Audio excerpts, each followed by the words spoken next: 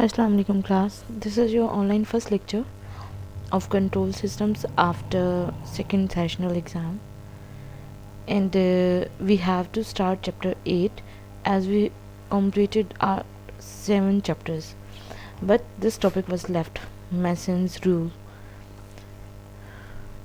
And in this chapter 5, what we discussed before, we reduce the block diagrams.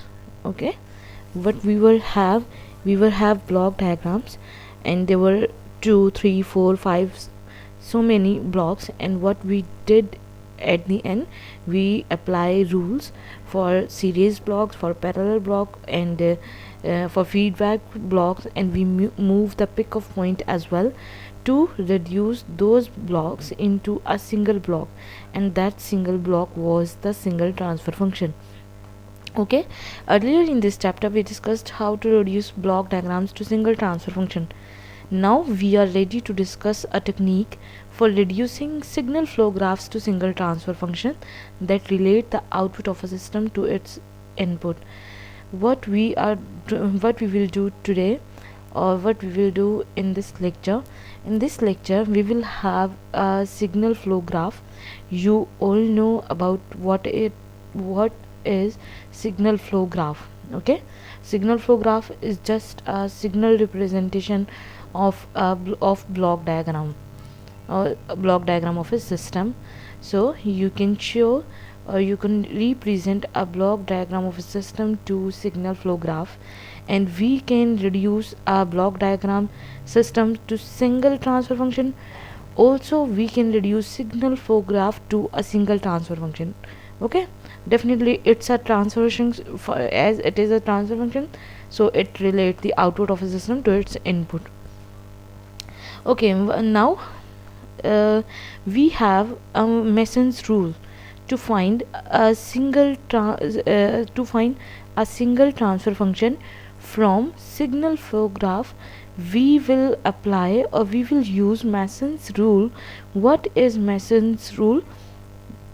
This is actually this is a formula. Okay, and that formula was derived by S.G. Mason when he related the signal flow graph to the simultaneous equations that can be written from the graph. What we will do, we will solve the signal flow graph. Simply we will solve the signal flow graph to a single transform function by applying S.J. Mason's formula, which is Mason's rule. Okay, so before moving towards Mason's rule or Mason's formula, we will discuss some definitions. Okay, यहाँ पे students हमारी ये figure है 5.20. आप अपने साथ में book खोल लीजिएगा, मैं दोबारा भी इसको शो करा दूँगी कंप्लीट. ठीक है, ये यहाँ पे थोड़ा सा साइड पे हो गई है, हाफ फिगर हमारी क्या है, कट गई है. ओके, सबसे पहले क्या है, अभी हम मेजर फार्मूला की तरफ नहीं जा रहे कि मैसन्स रूल का मेजर फार्मूला है क्या. ठीक है, हम सबसे पहले डेफिनेशंस उसने बताई हैं. What is loop gain? Loop gain क्या है? अगर मैं स्टूडेंट्स आपको ये बताऊं, this one G2H1, this is a loop. ठीक है, यहाँ पे क्या है, हमारा G2 का सिग्नल शो कराया है, और यहाँ पे फीडबैक में H1 का सिग्नल शो कराया है. This is feedback block and this is forward block G2. ठीक है, तो हमारे पास this is a loop is simply a closed path. Okay, what is loop gain? The product of branch gains found by traversing a path that starts at a node and ends at the same node. देखिए, ये loop हमारी यहाँ से शुरू हो रही है V5 से. ठीक है, यहाँ से शुरू होते यहाँ जाती है और वापस V5 पे ही आ जाती है. तो जहाँ जिस नोड से वो लूप स्टार्ट हो रही है वहीं पे आके एंड हो जाए तो उसको हम लूप कहते हैं. और उस लूप का गेन हम कैसे फाइंड करते हैं? G2 इंटू H1 मल्टीप्लाई करके. ठीक है स्टूडेंट्स, तो ये होती है हमारे पास loop gain. Okay, following the directions of the signal flow without passing through any other node more than once. वो नोड किसी और नोड में से एक से ज़्यादा दफ़ा ना गुजर रही हो. इस टाइम तो ये नोड सिर्फ हमारी एक है और एक ही दफ़ा गुजर रही है. ठीक है, और बहुत सारी लूप्स हमारे पास आएंगी जो which will touch any other loop और may not touch that loop. Okay students, अब मैं आपको दिखाती हूँ एक दफ़ा, ये फिगर दिखाती हूँ आपको। ओके स्टूडेंट्स, यहाँ पे देखें फिगर 5.20, ठीक है। अब मैंने आपको बताया है G2H1 लूप गेन है, ये हमारी पहली लूप है। सिमिलरली अगर आप यहाँ देखें G4, इस डायरेक्शन में हम मूव कर रहे हैं और वापस यहाँ आ रहे हैं V3 पे, तो G4H2 is another loop gain, ठीक है। मतलब ये हमारे पास एक सेकेंड लूप आ गई है G4H2 से। और बात देखिए हमारे पास, हम इसको कह सकते हैं G5 और G6 को नहीं कह सकते। Although this is a closed path but it is not giving the same direction as a loop required. जहाँ से हम स्टार्ट करें वहीं पे आके अगर हम एंड कर दें तो वो लूप है, जबकि इसमें हम इस तरह से मूव कर रहे हैं और इस तरह से मूव कर रहे हैं, ठीक है। जहाँ से स्टार्ट है वहीं पे एंड नहीं है, so this is not a loop. उसके बाद देखें G4 G5, ये सीधी लाइन जो हमारे पास है सिग्नल्स की, ठीक है। G4 G5 और H3, ये भी हमारे पास एक क्लोज्ड पाथ है, एक लूप है G4 G5 इस तरह से, और ये हमारे पास फीडबैक का H3, ये हमारे पास क्या है, एक थर्ड लूप बन गई है, ठीक है। उसके बाद देखें G4 से हम जाएं G6 पे, सेम पाथ G4 से G6 और G6 से अगेन H3 के थ्रू वहीं पे वापस आ जाएं। So this is another loop, okay. So G4 G6 and H3 is your last and fourth loop. कौन कौन सी लूप्स हमने बनाई हैं, G2 H1, G4 H2, G4 G5 और H3, और फिर हमने बनाई है G4 G6 और H3। ये टोटल हमारे पास 4 लूप्स हैं, और इन लूप्स का गेन कैसे लिखते हैं, G2 H1, G4 H2, G4 G5 H3, G4 G6 and H3। इस तरह से हमने लूप गेन्स बनाए हैं।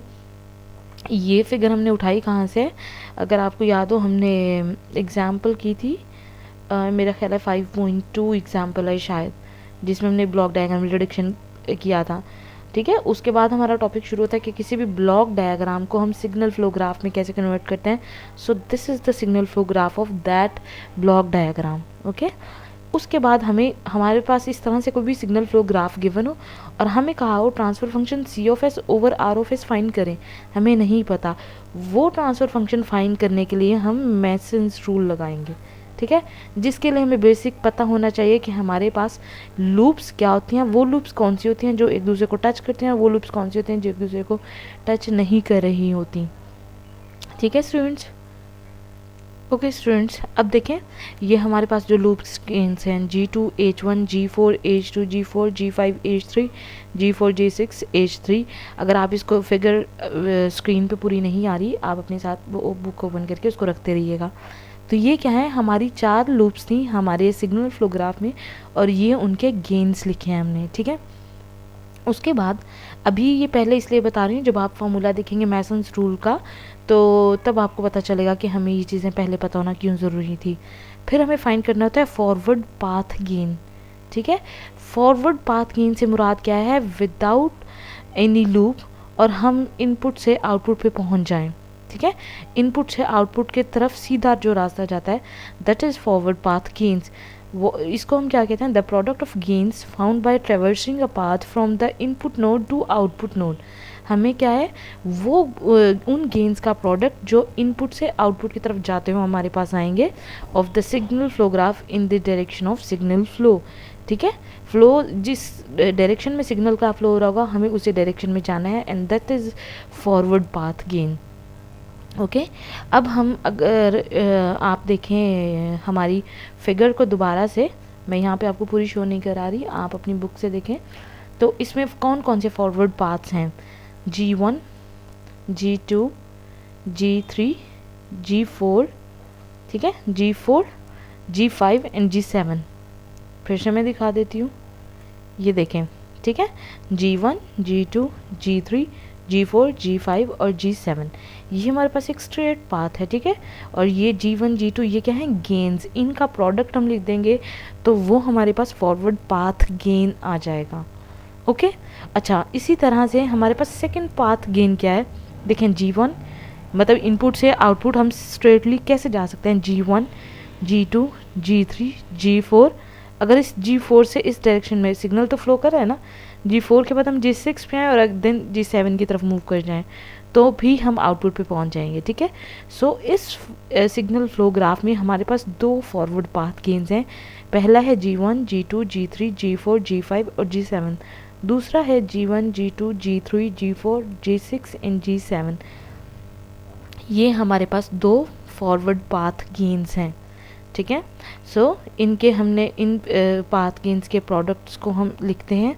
इसके बाद हम देखेंगे हमारे पास लूप्स कौन सी हैं जो टच कर रही हैं और जो टच नहीं कर रही। Okay, now non touching loops.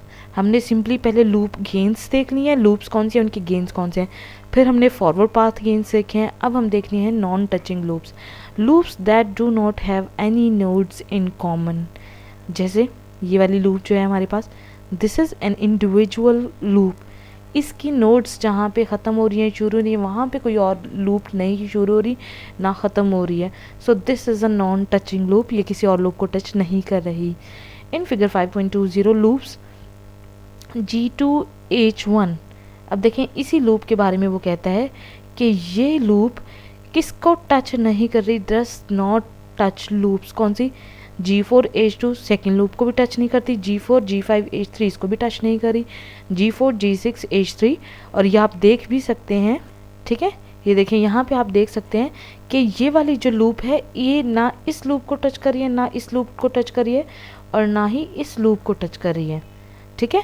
इन तीनों लूप्स में से ये वाली लूप हमारे पास किसी भी लूप को टच नहीं कर रही। So this is a non touching loop. Okay, हमने देख लिया कि हमारे पास नॉन टचिंग लूप्स कौन सी होती हैं। अब उस नॉन टचिंग लूप गेन हमने लिखना है, non touching loop gain, the product of loop gains from non touching loops taken 2 at a time, taken 3 at a time and taken 4 or more at a time। मतलब क्या है कि कोई सी भी दो लूप्स जो आपस में टच नहीं करी, जैसे भी हमने फिगर में देखा था G2H1 G4H2 को टच नहीं करी, यही इसको भी टच नहीं करी और ये इसको भी टच नहीं करी, इन तीनों लूप्स को ये वाली लूप टच नहीं करी। सो ये दोनों आपस में क्या है, ये दोनों नॉन टचिंग लूप्स हैं। तो हमें उनके गेन्स को प्रोडक्ट में लिखना होगा। This is non touching loop gain, ठीक है। Okay, loop gains from non touching. Okay, in figure 5.20 the product of loop gain G2H1 and loop gain G4H2 is a non-touching loop gain taken 2 at a time, and similarly all three of the non-touching loop taken 2 at a time are। ये loop इसको भी touch नहीं करी, ये loop इसको भी touch नहीं करी, ये लूप इसको भी टच नहीं करी। ओके, नाउ अब हम क्या कर सकते हैं, हम लूप गेन्स जो 3 एट अ टाइम है वो ले ही नहीं सकते, क्योंकि कोई सी भी तीन हमारे पास लूप्स हैं ही नहीं आपस में जो टच ना कर रही हूँ। हमारे पास सिंपल ये एक लूप थी जो ना इसके साथ टच कर रही थी, ना इसके साथ और ना इसके साथ, इसलिए हमारे नॉन टचिंग लूप गेन्स बस यही होंगे, ठीक है। The product of the loop gain G4 G5H3 and G4 H6H3 is not a non-touching loop gain since these two loops have nodes in common। देखें अब ये कौन सी लूप्स के बारे में हमें कहते हैं, ये देखें G4 G5H3, ये लूप G4 G6H3, ये क्या है, एक तो ये डी शेप हमारे पास जो लूप है ये, और एक G4 से जो G6, और ये दोनों क्या है हमारे पास टच हो रही हैं, ठीक है, ये यहीं से पे दोनों टच हो रही हैं हमारी loops. So these are not non touching loop, they are touching loops. Okay students, तो अभी हमने क्या किया है, सबसे पहले हमने लूप्स आइडेंटिफाई की, फिर उन लूप्स के गेन्स को लिखा, फिर हमने फॉरवर्ड पाथ गेन्स को देखा, उसके बाद हमने नॉन टचिंग लूप देखी कौन सी होती हैं, और फिर नॉन टचिंग लूप्स के गेन्स को लिखा, taken 2 at a time, taken 3 at a time, जितने भी नॉन टचिंग लूप हम एक टाइम में ले सकते हैं उनके गेन्स, ठीक है। In our example there are no non touching loops gain taken 3 at a time. कोई सी भी तीन लूप्स, मैंने आपको पहले भी बताया हमारे पास ऐसी नहीं है जो नॉन टच में हो, ठीक है, सिर्फ दो ऐसी हैं जो नॉन टच में थी और वो हम यहाँ पे तीनों लिख चुके हैं, ठीक है। सो अब हमें चूँकि लूप्स के बारे में पता है, लूप गेन्स के बारे में पता है, नॉन टचिंग लूप्स पता है, उन फॉरवर्ड पाथ गेन्स पता है, तो अब हम Mason's rule को समझ सकते हैं, that what is Mason's rule। So here it is, the transfer function output over input of a system represented by a signal flow graph is, कहता है कि अगर आपके पास कोई सिग्नल फ्लो ग्राफ है और आप उससे ट्रांसफ़र फंक्शन फाइंड करना चाहते हैं जो कि आउटपुट ओवर इनपुट होता है, तो हम उसको कैसे G of S is equal to C of S over R of S को कैसे कह सकते हैं, बाय मैसन्स रूल, समेशन के टी के डेल्टा के ओवर डेल्टा हम इससे फाइंड कर सकते हैं। देखिए अभी तक आपको नहीं पता व्हाट इज़ टी के, what is delta K and what is this delta, ठीक है, ऐसा ही ना। अब हम देखते हैं कि व्हाट इज़ टी के, डेल्टा के एंड डेल्टा, ठीक है स्टूडेंट्स। ओके, नाउ के नंबर ऑफ फॉरवर्ड पाथ्स, के is number of forward path. अब अगर स्टूडेंट्स आपको याद हो अभी अभी जो हमने रिसेंट 5.20 फिगर में सिग्नल फ्लो ग्राफ को जिसको अंडरस्टैंड किया है, उसमें हमारे पास 2 फॉरवर्ड पाथ थे, ठीक है। एक डायरेक्ट इनपुट से आउटपुट ऐसे जाता था और एक यहाँ से यूँ करके G6 से होके ऊपर से फिर G7 पे जाता था। तो हमारे पास के कितने हो गए हैं, 2। We have 2 number of forward path. T K, capital T K, पहले उसने के बताया है, what is K term, now T K, kth forward path gain, ठीक है। केथ है तो हमारे पास अगर 2 हैं तो फर्स्ट फॉरवर्ड पाथ गेन और सेकंड फॉरवर्ड पाथ गेन, ठीक है। Okay, now we are left with delta K and delta. What is delta, delta is equal to 1 minus sum of all the loop gains.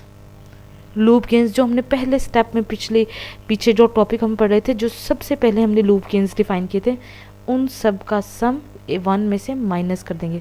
Okay, इसमें आप याद रखिएगा alternate science हैं, 1 के बाद minus plus minus plus, ठीक है, इस तरह से ऑल्टरनेटिव साइंस होंगे। 1 minus sum of all the loop gains plus sum of non touching loop gains taken 2 at a time. पहले सारी लूप्स के गेन को लिख दिया है, फिर जो non touching loop taken 2 at a time है उसको लिखा, minus sum of all the non touching loops gains taken 3 at a time, plus क्योंकि पहले माइनस कर चुके हैं अब plus sum of all the non touching loop gains taken 4 at a time. यहाँ प्लस था, नेक्स्ट आ जाएगा माइनस और नेक्स्ट स्टेटमेंट क्या होगी, plus sum of all the non touching loop taken 5 eight a time minus sum of plus sum of all the non-touching loop gains taken 6 at a time and so on। अभी जो हमने किया था तो उसमें देखें टेकन 3 एट अ टाइम तो था ही नहीं हमारे पास, तो हमारा फॉर्मूला यहाँ तक रह जाएगा, ठीक है, हमें यहाँ से यहाँ तक तो जाना ही नहीं पड़ेगा। Okay, now what is delta के, डेल्टा हम फाइंड कर चुके होंगे, फिर हमें डेल्टा के फाइंड करना है, एंड डेल्टा के is delta minus sum of all loop gain terms in delta. Delta में देखें हमने जो सारी लूप गेन्स को फाइंड किया है उनमें say that touch the kth forward path, हमने फॉरवर्ड पाथ भी हम यहाँ पे फाइंड किया, ठीक है।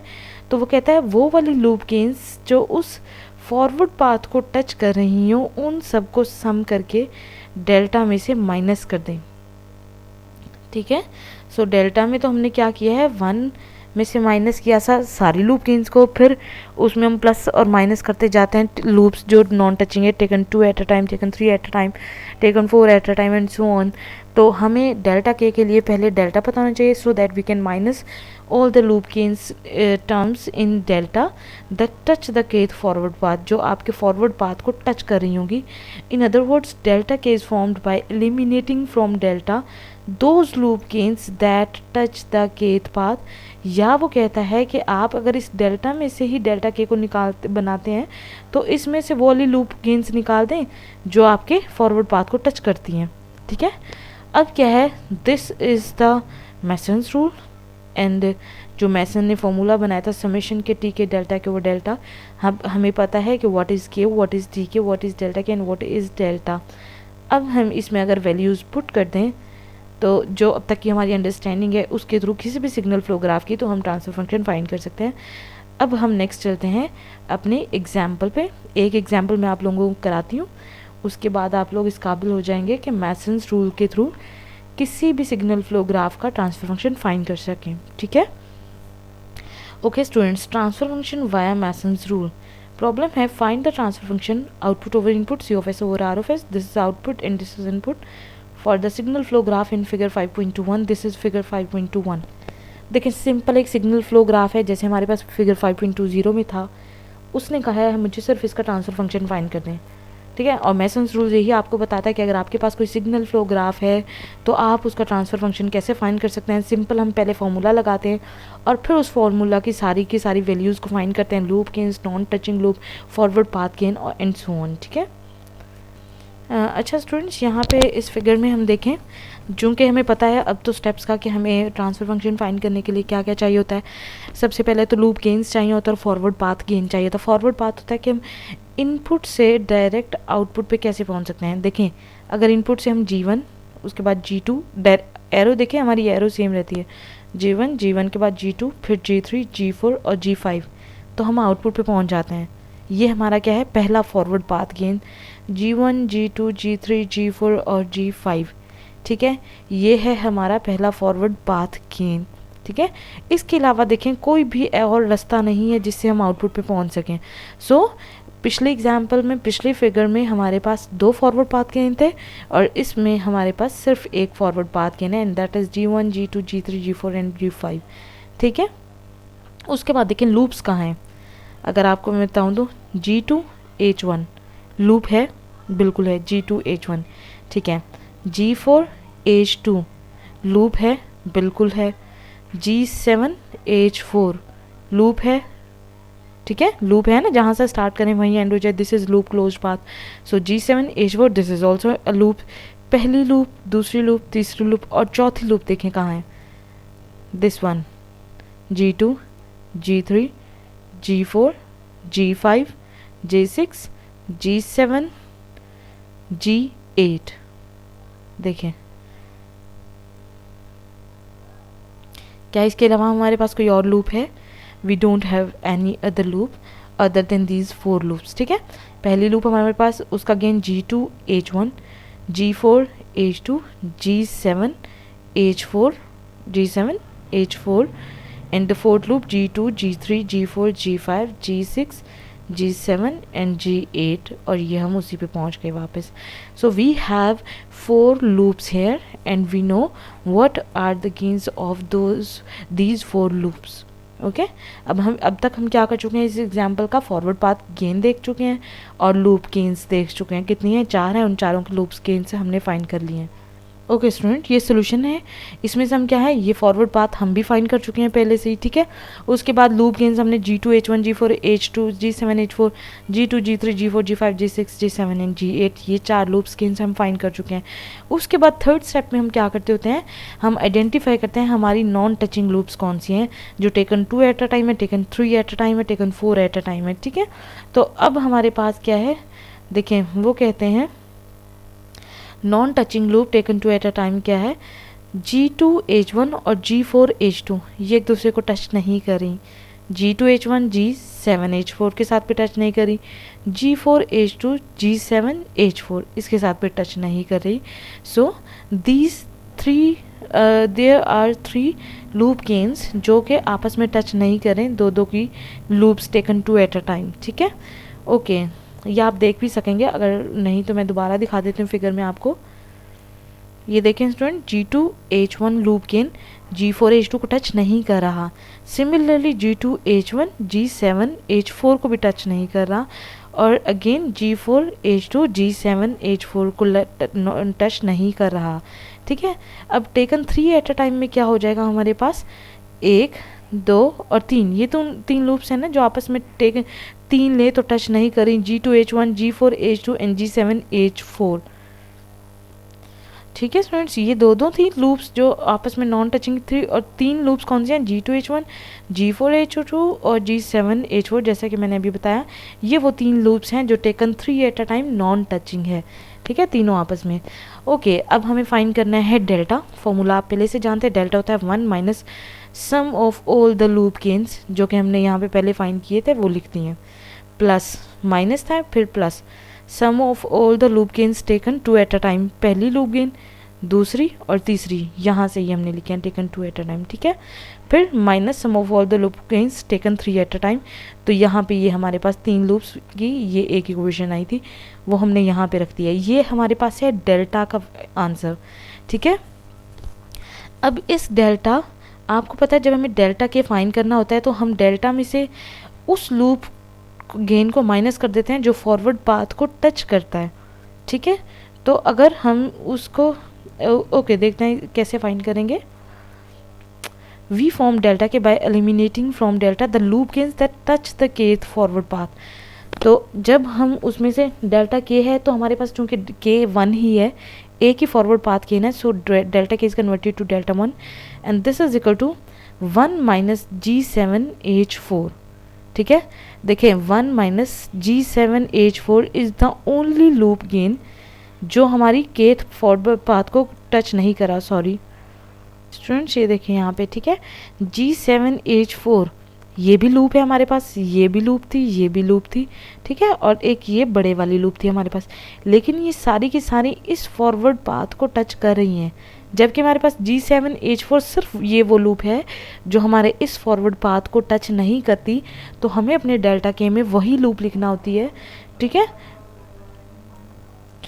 ठीक है स्टूडेंट्स। तो हमारे पास क्या है, डेल्टा 1 मतलब एक फॉरवर्ड पाथ गेन है, इसलिए this is equal to 1 minus G7H4। अब आपको समझ आ गया ये G7 और H4 क्यों है, क्योंकि this is the only loop which doesn't touch the forward path. Okay, so अब again this is Mason's formula, what it was summation के टी के डेल्टा के ओवर डेल्टा, और समेशन हम नहीं लिख रहे क्योंकि हमारे पास सिंगल टर्म है, सिंगल फॉरवर्ड पाथ था। So this is T1 delta 1 and delta भी हम फाइंड कर चुके हैं, T1 भी हम फाइंड कर चुके हैं और डेल्टा 1 भी। सो इन वैल्यूज़ को पुट करके आप सिंप्लीफाई करना चाहें तो कर लें, नहीं तो यहाँ पे भी छोड़ सकते हैं, ठीक है। Since there is only one forward path, G of S consist of only one term rather than a sum of terms each coming from a forward path. अगर हमारे पास एक से ज़्यादा फॉरवर्ड पाथ होते हैं तो हम यहाँ पे समेशन लिखते हैं, और summation T1 delta 1 over delta plus summation plus T2 delta 2 over delta and so on, जितने हमारे पास फॉरवर्ड पाथ गेन्स होते हैं। तो स्टूडेंट्स इस तरह से अगर हमारे पास कोई सिग्नल फ्लो ग्राफ और हमें इसका ट्रांसफर फंक्शन फाइंड करना हो तो हम इस तरह से मैसन्स रूल लगा के फाइंड करते हैं। अब स्टूडेंट्स आप लोगों ने जो सॉल्व करना है वो है स्किल असेसमेंट 5.4, ठीक है। इसमें क्या है, जो फिगर हमारे पास 5.19C है, and you use Mason's rule to find transfer function of that signal flow diagram which is shown in figure 5.19C, और आपके पास आंसर ये आना चाहिए सिंप्लीफाई करने के बाद, ठीक है। ये आप खुद से सॉल्व करिएगा और हो सकता है मैं इससे रेलिवेंट कोई भी क्वेश्चन एक आपके फाइनल पेपर में पुट कर दूँ। So you people should know how to find transfer function from signal flow graph and what is Mason rule and how to apply Mason rule. Okay students, thank you. और next lecture में हम chapter 8 start करेंगे, root locus. Okay, thank you, अल्लाह हाफिज़।